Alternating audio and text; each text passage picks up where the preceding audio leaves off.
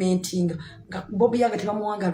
lunaku kitegeeza nti ejo aba victims abafuna obuzibu bangi nga bapyalinga mu court martial naye ng'emisango gyabwe girwawo okuweebwa olunaku okubeera nga bakomawo. Bobby Yaga yazzeemu okulabikako mu court luno juzi nga 11 August 2025 okuviira ddala 3 October yakoma okulabika mu court martial. So n'olwekyo ekyo kyonna kikulaga ti system ya court martial olumu emisango gino kugiwa hearing dates erwawi ddala okuzibwa so abantu ne bakandalira ku alimana nga tebawozesebwa ekyo kitali kirungi. Ekyokubiri court martial engeri gyali subject to military law eyina enkola yaayo olumu the security yaabwe eyina engeri gye bagigaadingamu ekisukkiridde so ebiseera mbesanga nga bamenye obuwaayiro obuli mu mateeka obw'eddembe ly'omusibe obw'eddembe ly'omuntu. Jakuwa ekyokulabirako court martial tubadde nga tugendayo naye ng'okubeera ne kamera mu court martial oba omuntu okuba ekifaananyi oba okukavaringa proceedings media eziri authorized mu mateeka ezasasula license ng'olumu tezikkirizibwa era nga ziggalirwa ebweru. Kakati twagala proceedings zibenega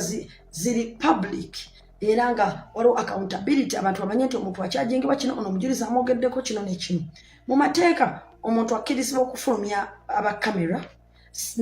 era akkirizibwa n'okugyamu abantu mu public mu kooti ne babeeramu batono oba mulimu bannamateeka bokka oba mulimu ne abantu bano abawoza naye alina okuwa ensonga mu mateeka lwaki akikoze ate abantu n'ababuulira n'obabulira nga bukyali ng'ebula ennaku tibannange omusalo guno ogenda kuwulira omwezi ogujja naye ku olwo tetugenda kukkiriza b'amawulire tetugenda kukkiriza baaluganda oba abantu kubeera mu kooti olw'ensonga bweti ne bweti abantu ne beetegeka namanya nti ensonga erimu ensa ne bakkiriza naye court martial ekibadde tekikola bwetyo. Proceedings zonna ezisinga naddala ku ba foot soldiers ba NUP abalabikira mu court martial zibadde nga ziri off camera just si kuba nti waliwo effujjo eribanga walikoleddwa oba kiki naye olwo okuziyiza abantu okumanya ebigenda mu maaso mu kkooti eyo n'obujulizi obuli mu kuleetebwa ffe kye tulaba tekibadde kirimu nakyo emiwaatwa mingi nnyo. So court martial ng'ovudde ne ku bacivilians abadde bawozesebwayo bannamagye bennyini abalina okuwozesebwayo bagamba eddembe lyabwe nalyo lityoboolebwa amateeka tegagobererwa bulungi ate nga bagamba nti n'abatula ku pano okukozesa abantu beetaaga okuba nga batunulamu ebisanyizo byabwe bibeere nga bikyukana n'omutindo gw'omuntu asobola okuba judge. So awo bagamba nti olwokuba nga bamu balaking experience n'obuyivu mu mateeka bakola ensobi nnyingi nga bali ku bench. Ebyo bigambo by'abantu era eziko gemu ku malowoozi bannayuganda ge badde nga baraisinga ku kkooti eyo. So n'olwekyo ebyo byonna bikulaga ebizibu ebifumbekedde ne court martial. Okusaba kuno kwe tutadde mu Supreme Court mu Constitutional Court olunaku olwaleero tetugamba nti court martial eveewo nedda tugamba court martial esigalewo naye ewozese ba military officers nga constitution esooka okukola kinga etteeka lyabwe bwe libalambika. Ekyokubiri era ne bweba ebawozesa ebeere ng'ogoberera amateeka aga fair hearing or principles of natural justice and fair hearing ekyo kye tugamba era ffe abantu baffe bonna abali nti si bannamagye bakkirizibwe muteekero bajungulwe babeere nga bawozesebwa kkooti eza bulijjo kubeera emisango giba gisigaddewo ne bawozesebwa obujulizi oba bwebuli nga bubalumika bw'oba tebuliiwo nga babeera nga bateebwa. Nekensembyayo ku nsonga eyo kwe kuba nti twagala kwongera okukuba omulanga nti bannange tulina constitution ya 95 weewaawo kwatiddwamu naye tukyasobola okurespectinga obuwaayiro obulimu kubanga ekyalina obuwaayiro bungi obulungi. Constitution egamba nti abantu bonna balina okubeera nga bakwatibwa mu mateeka ne baterekebwa mu bifo ebiri mu mateeka ne bawozesebwa mu mateeka era ne baggalirwa mu mateeka oba ne bateebwa mu mateeka. Tusaba era tugamba nti ekintu ekyo kirina okuweebwa ekitiibwa kuba it's a constitutional provision ekiwamba abantu kiyitiridde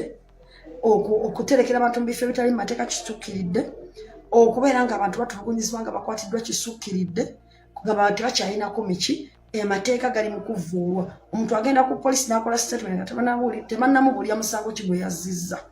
So bwe tuba nga tuli ku system efaanana bwetyo kiba kitegeeza nti tuli mu constitutional breakdown n'olwekyo tusaba bonna bekikwatako tutereeze we tusobola okutereezebwa. Omuntu asobola okuba ng'alina omusango nga mugenda mukyajinga naye tugoberere amateeka tetulina kye tufiira mu kugoberera amateeka olina omukwata bulungi mu kifo ekiri mu mateeka bwabanga ina munnamateeka we n'abane right ebane munnamateeka we abalwadde bakirizi bafune obujjanjabi so ekyo kibeere nga kiyambako ate n'eri gye baterekebwa mu prison tusaba wongere okulongoosebwamukko kubanga omuntu wabeera nga aterekeddwa mu kifo teyagenda ate kufunirayo ndwadde wabeere wayonjo amazzi gabeereyo babeere n'eddembe okulaba abantu baabwe okubakyalira ebintu bibeere nga biri organized bwekiba kyetaaga kuyisa birango mubiyise mulage abantu visitation days zeziriwa omuntu kikyalina okujja nakyo nga zokulaba omusibe kyatalina kujja nakyo kwegamba abantu bali abali mu kkomera kuba babeera bali suspects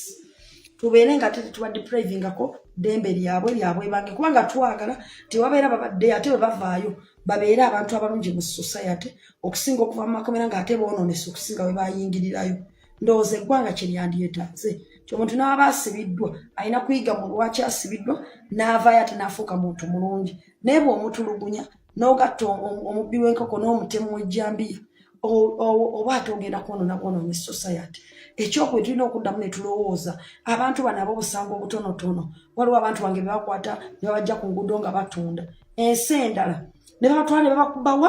eruzira ne bakuba ekigo ne bakuba essentema naye ensi endala ekintu ky'okutundira ku makubo leero wekitiibwa honorable Betty Namboze akirambuludde era bulungi mu nsi ziri ezaakula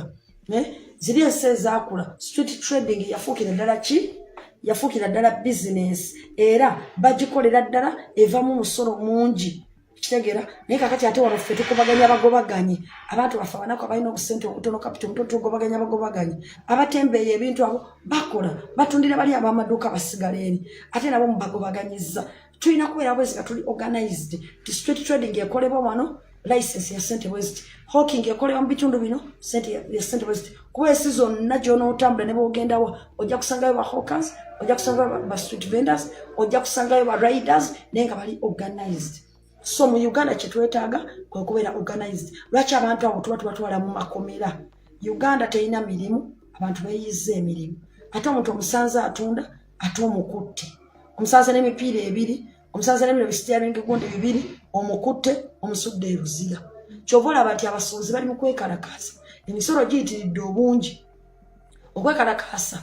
basiba mativu influence bali mu bulago emisolo income tax gibali mu bulago zinazerezipe biki egiri ku boda kyokka miyitirivu obungi kyokka ne bana abaali babayambako kubatundiramu abagoba bwe mubasangamu bakasuka luzira buli omu yeenyiye kubanga omusuubuzi omubinika edduuka landlord n'amukubisamu rent landlord kyalina amugambako bw'agenda okumusongamu ng'asonga ku munene nti yenna nnyini kizimbe kakati omuntu n'asigala nga ye ali awo kyokka nga amateeka weegali lwaki amateeka mugayisa kyokka ate nemutagakkiriza kukola kwa palamenti bwe bemaze okuyisa etteeka nga ligasaako ku muntu wa bulijjo alina okuliteeka mu nkola yowa executive ayambako okulaba nga ligenda mu nkola kuba kooti ne bweyisa order negamba nti ono bamulyazaamanyiza executive erina otuyambako ng'ekozesa amuzizayi za security n'endala okusobola okulaba nga zikola ki ziyambako kuba executive yenna obuvunaanyizibwa ku kulagira abajaasi bayo n'ebisigadde okubaako ebintu bye bakola nga bimaze okuyita mu process y'amateeka ekkirizibwa so implementation ey'etteeka nabwe liba ddungi oba decision